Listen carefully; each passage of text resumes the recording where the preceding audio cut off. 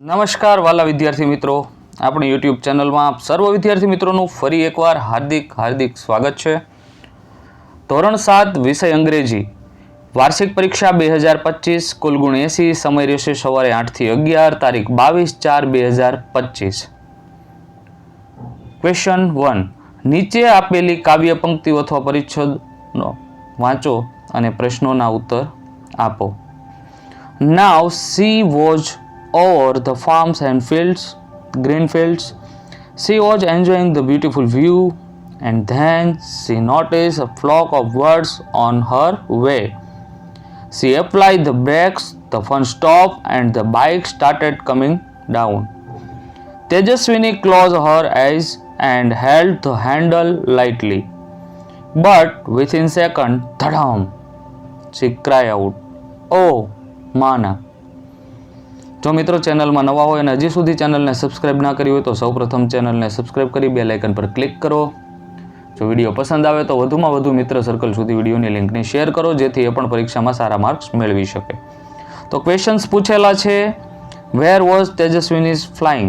Tejaswini was flying over the farms and fields.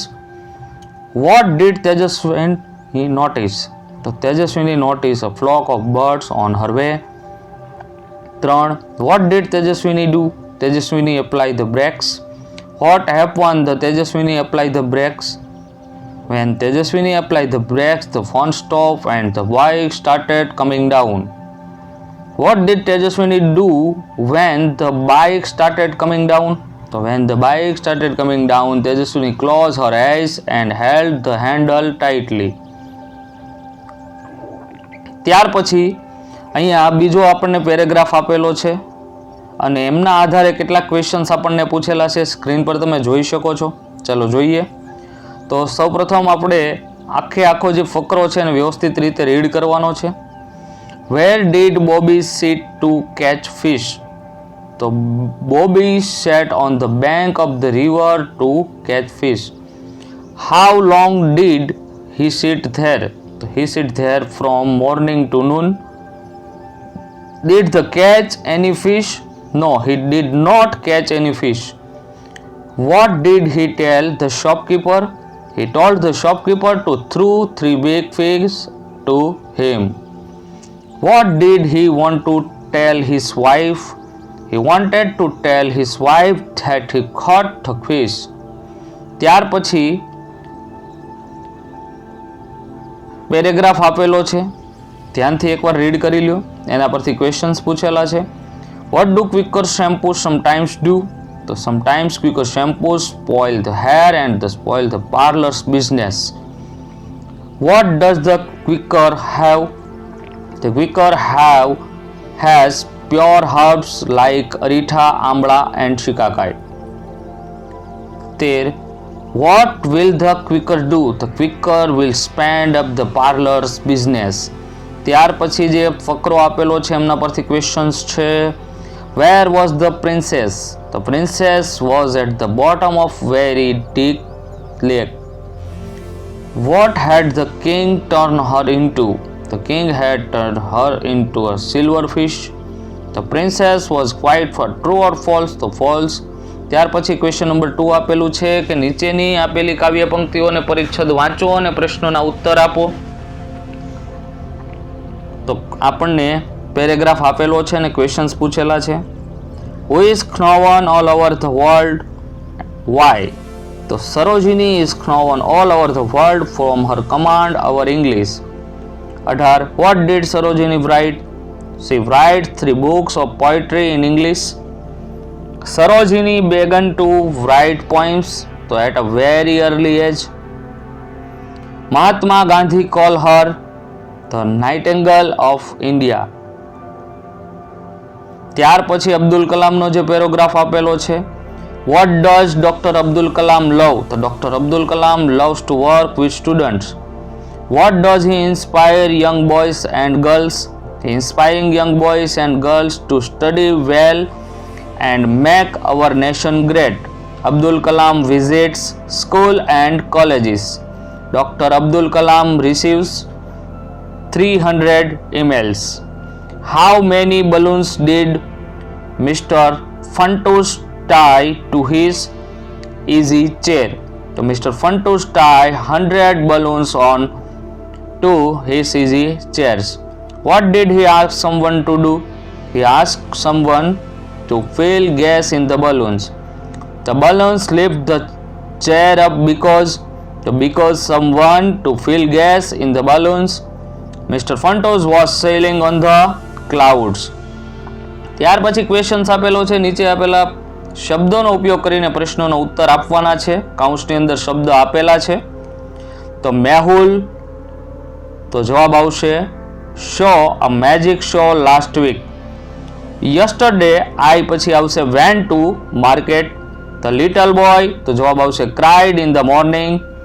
દીપક, તો જવાબ આવશે rose from his chair. We flew kites last Sunday. ત્યાર પછી question 4 આપેલો છે. ટ્રુ ફોલ્સ લખવાના છે. Gopal threw stones at the giants. તો true. Tejaswini was proud to see this bicycle. True. Gopal like jalebis. True. Harry is a shopkeeper. False. Longer legs wanted to marry the princess. False. ત્યાર પછી રેખાંકિત શબ્દોનો ઉત્તર મળે તે રીતે પ્રશ્નાર્થ વાક્ય બનાવવાના છે. The train reaches Vadodara at 10 PM. જવાબ તમે સ્ક્રીન પર જોઈ શકો છો. પ્રશ્નાર્થ વાક્ય બનાવવાના છે. બે રીતે તમે બનાવી શકો છો, વેર અને વેનનો યુઝ કરીને. ત્યાર પછી mister Patel goes to his shop at 9 AM. અહીંયા પણ રેખાંકિત શબ્દમાં ઉત્તર મળે એ રીતે આપણે પ્રશ્ન વાક્ય બનાવવાના છે. તો એક તો મિસ્ટર પટેલ એટલે કે હું તરીકે બનાવી શકશો, વેર એટલે ક્યાં, અને વેન એટલે સમય ક્યારે. તો ત્રણેય રીતે તમે ક્વેશ્ચન્સ કરી શકો છો. Mister Joshi goes to the office. ત્યાર પછી Rakesh eats an apple in the morning. અને we play cricket on the school playground. બધાના આપણે પ્રશ્નાર્થ વાક્ય બનાવવાના છે, જે સ્ક્રીન પર તમે જોઈ શકો છો, જોઈને લખી શકો છો અને સ્ક્રીનશોટ લઈ શકો છો. ત્યાર પછી આપેલું છે write who said the sentence can I have your 5 minutes. તો Harry. How can you say that it will save my time. તો Jadeja. Come with the princess before the sunset. The king. The princess is on the top of mountain. શાર્પરેશ. Find her out and bring her to me before the sunset. તો king. ત્યાર પછી ભૂતકાળના રૂપ બનાવવાનું છે. ક્રાયનું થશે ક્રાઇડ. બેગનું થશે બેગ્ડ. ડ્રિંકનું થશે ડ્રંક. સીટનું સેટ. અને સ્ટોપનું થશે સ્ટોપ. ત્યાર પછી નીચે આપેલા ચિત્ર આધારિત પ્રશ્નો આપવાના છે. અહીંયા એક આલેખ આપેલો છે, જેમાં સ્થળના નામ લખેલા છે અને ટેમ્પરેચર એટલે કે તાપમાન આપેલા છે. તો ચિત્ર ઉપરથી આપણને ખ્યાલ આવે છે કે માઉન્ટ આબુમાં 15, સાપુતારાની અંદર 25, માથેરનની અંદર 20, ઓટીની અંદર 10 અને શિમલાની અંદર 7 અથવા 8 અથવા 7.5. તો ક્વેશ્ચન્સ પૂછેલા છે આપણને. Which hill station has the lowest temperature? તો Shimla. What is the temperature of Mount Abu? તો 15 Celsius. Which hill station has the highest temperature? તો Saputara. Which city has a temperature of 10 Celsius? તો Ooty. What is the temperature of Matheran? તો 20 Celsius. ત્યાર પછી question number 9 આપેલો છે complete the dialogue. તો કાઉન્સની અંદર આપણને શબ્દો આપેલા છે ને એના આધારે આપણે ડાયલોગ છે એ પૂરો કરવાનો છે. જવાબ તમે સ્ક્રીન પર જોઈ શકો છો. It's a Sunday today also play for some times I am studying as you wish let's play badminton. જવાબ તમે સ્ક્રીન પર જોઈ શકો છો. ઉપર પેરેગ્રાફ આપેલો છે, એના આપણે ડાયલોગ્સ કમ્પ્લીટ કરેલા છે અહીંયા. ત્યાર પછી લાસ્ટ ક્વેશ્ચન છે રાઇટ એસે. તો અહીંયા નિબંધ લખવાનો છે, જેમાં તમને ઓપ્શન્સ આપેલા છે. ફર્સ્ટ આવશે માય હોબી.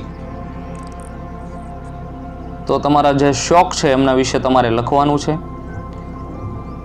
ત્યાર પછી છે માય સ્કૂલ. અહીંયા તમને પોઈન્ટ્સ આપેલા છે, પોઈન્ટ્સના આધારે પણ તમે લખી શકો છો. અને ત્યાર પછી એમના ઓપ્શનમાં આપેલું છે આપણને માય બેસ્ટ ફ્રેન્ડ, જે તમારે લખવાનું છે. પોઈન્ટ્સ આપેલા છે. ત્યાર પછી ચિત્ર જોઈ અને તમારે વર્ણન કરવાનું છે શબ્દનો ઉપયોગ કરીને. અહીંયા ક્લાસરૂમનું સરસ મજાનું ચિત્ર આપેલું છે, જેમની અંદર તમે બધી જ વસ્તુઓ ક્લિયર કટ જોઈ શકો છો. Table, chair, benches, clock, playground અને ક્લાસ.